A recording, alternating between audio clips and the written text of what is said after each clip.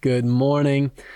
Welcome back to the Spending Time with Jesus podcast. It is Wednesday, and I hope you've had a good week. It's something we haven't talked about on our podcast yet, as this is Passion Week, and we are celebrating the life and the death and the resurrection of Jesus, and just absolutely incredible. I hope you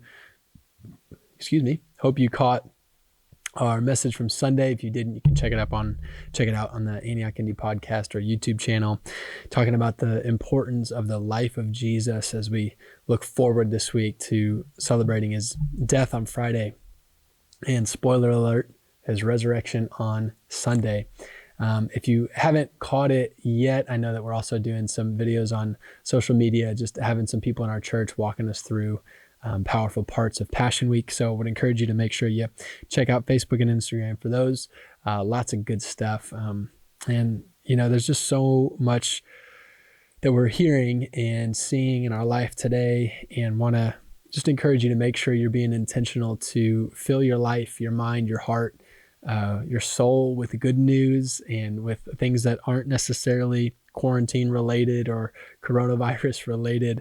Make sure that you're opening up to the voice of God. So that's why I'm pointing you to all of these things.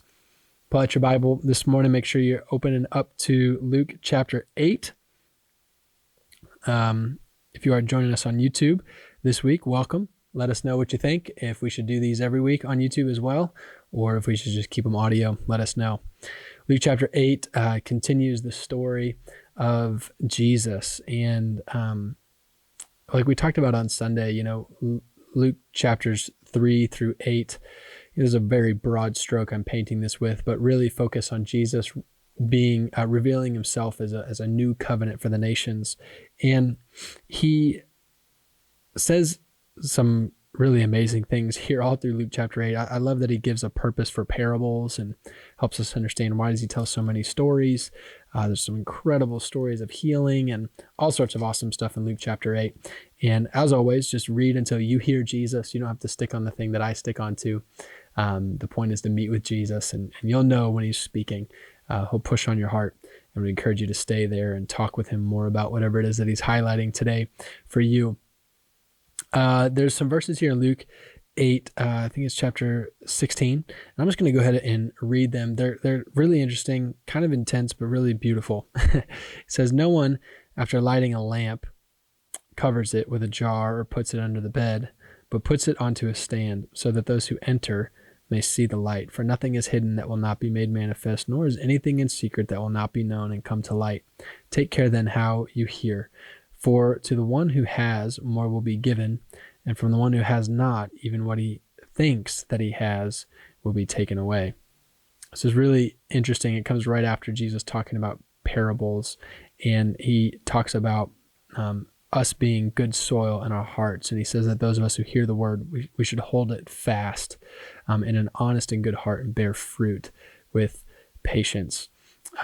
I just want to encourage you in sort of the long haul and the day-to-day of receiving the word of the Lord and letting him shine light into your heart. I want to encourage you today that God sees you and he knows you and he's close. And whether you're in quarantine and or whether you're scared of everything going on in life right now, like God sees and he knows. He says there's nothing in secret that will not be made manifest. And I think that this is an encouragement and an invitation from Jesus to just come and be honest with him today. Be honest about what you do have in your heart. Be honest about what you don't have in your heart.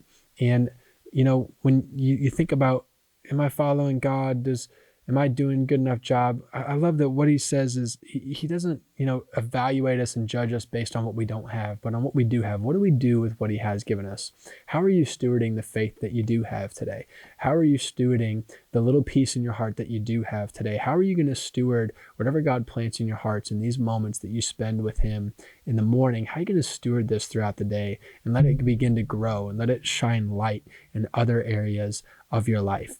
Right now, this morning, in these moments, God is turning on the lamp in your heart. He's going to shine light on some good stuff, on maybe some things you need to turn away from or turn off or get out. I don't know, but just let the light of God shine into your heart, and then spend the rest of today stewarding that, responding to that, receive that, like he says, with an honest heart, and carry that with you today.